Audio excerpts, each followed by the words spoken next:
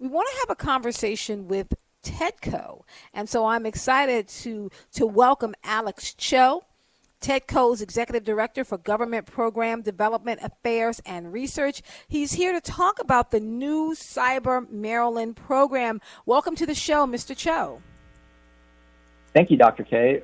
Really excited to be on your show and talk about this important and exciting initiative that we have here at TEDCO.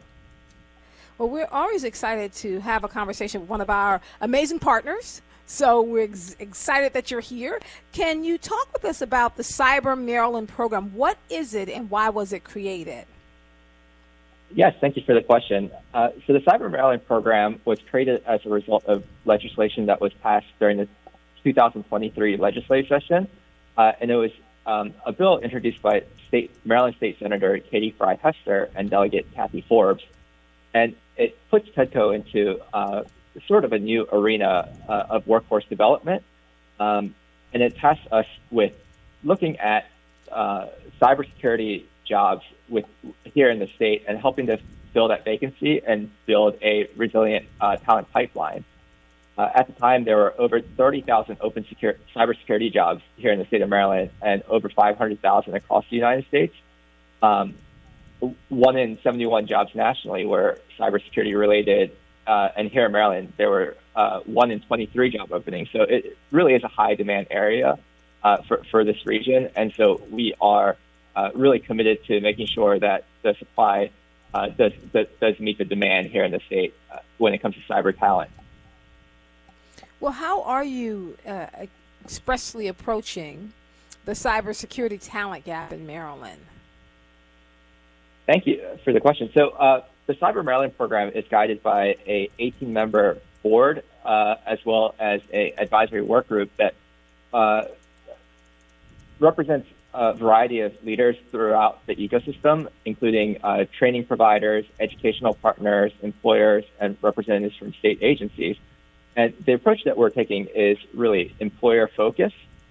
We're going to the industry and saying, what different jobs are you seeing a demand for today, and what demands are you looking at in the future, and ensuring that the training providers, the educational providers, and the intermediaries are catering the programs accordingly so that we can meet the different demands.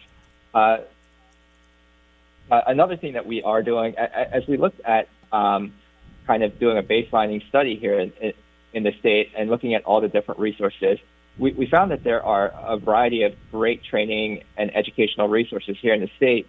And one of the things that we are looking to do is break down silos and make sure that folks here in Central Maryland are aware of what's happening in Western Maryland, and what's happening in Western Maryland is they're aware of different programs that are here, so that as different schools and training providers do start offering new services, they're not starting from ground zero, but really building off the success of what's already been built here in the state. So we're really excited about that. But the other thing that we are really excited about is an initiative that we have to democratize data and really look at the different needs that are here in the state and make that available widely to not only employers, training providers, but those who are job seekers, so they can know here are the different trainings that might be good to go into to get a job in the field. And so we're really excited about that. We've been working together with the Governor's Workforce Development Board to come up with an operational strategy that we anticipate will come out in October. And with that strategy, we're looking at really operational solutions and putting together partnerships to help build that resilient talent pipeline here in the state.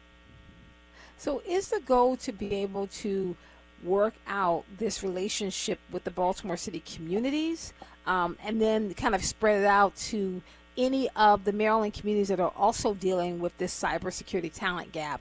Are you starting very narrow and then broadening your focus, or starting with the broad focus and then you'll drill down deep into different communities?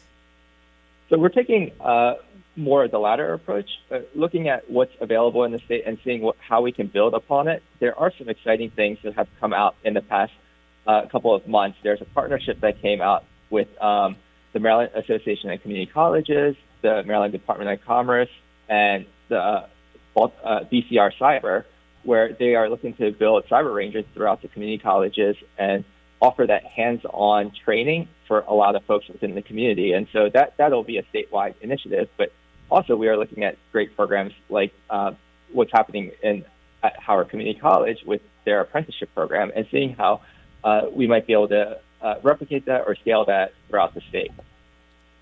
Now, is this program just a further development in Chapter 578 that Senators Hester and Jennings, when they sponsored the bill approved by the governor, establishing the Cyber Maryland program in the Maryland Technological Development Corporation? Is this part of that, or is it alongside it or building on it? So where does it fit into what's already being done?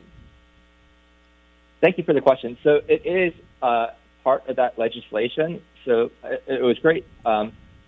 When that bill was introduced, it was really forward-thinking and seeing this gap in cyber talent and understanding that we do need to have a resilient pipeline that's going to fill these vacancies throughout the state.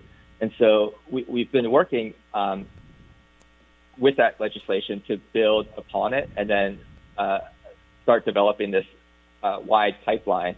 We've also been working, with some of the national initiatives with the creation of the National Office of the National Cyber Director, and looking at some of the initiatives that have been coming down from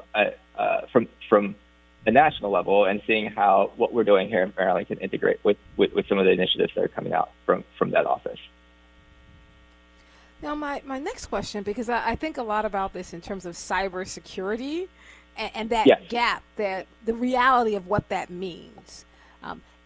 As folks are more developed and are working in this cyber world, can you talk a little bit about the dangers and pitfalls and why cybersecurity is so necessary? And people don't think about it. You expose everything online, you're putting your social security online, your information online. You don't think about the need to be secure. What does that look like, and why is that so important in this moment?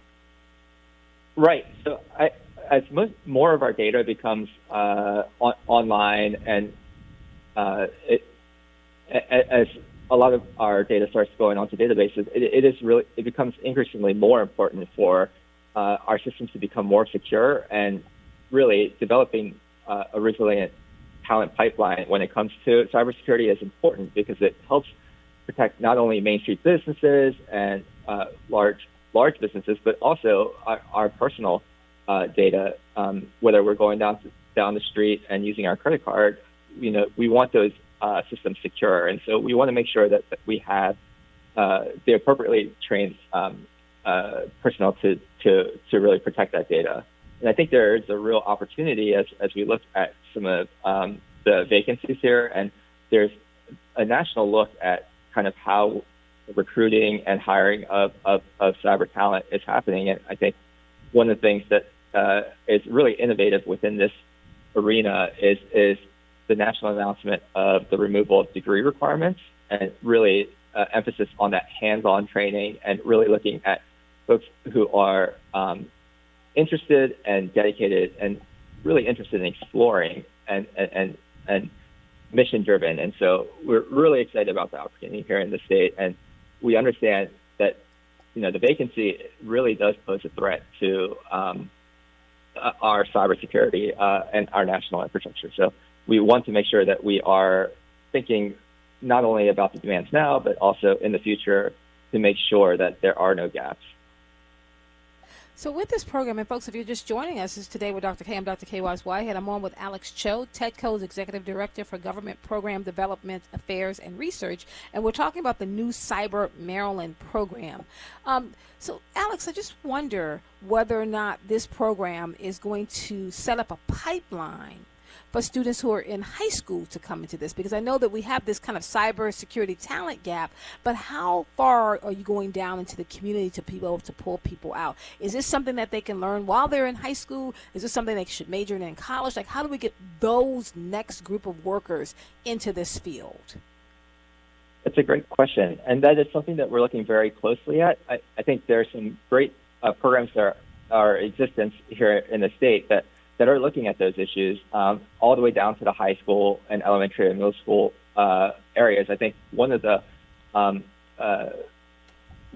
gaps that we've identified is, when it comes to educators, we want to make sure that there is at least one educator who may have some not background, but at least some comfort in the cyber arena. And there's a great program through the NSA called the Gen Cyber program, and we have the Gen Cyber program running here in the state of Maryland. And one of the kind of innovative things that's happening there is they run a summer camp for teachers to get them to introduce them to the cyber arena, and they can take it back to their schools and get students really excited, get them starting clubs, whether it's even the smallest little, like hackathons, or like maybe even like a cyber club, and really getting students interested and involved and introducing them to the field of cyber security. And we think that's a really, really exciting start to get that into the school system, and students really excited about pursuing a career in cyber. Thank you so much. And where can people go to get more information? Sure. So they can visit TEDCO's website. If they visit TEDCO, www.tedco.com, and then search cyber, we have our most recent study as well as updates on the program. Thank you so much, Alex Choi, who is TEDCO's Executive Director for Government Program Development Affairs and Research on the new Cyber Maryland program. I appreciate your time. Thank you, Dr. Kaye.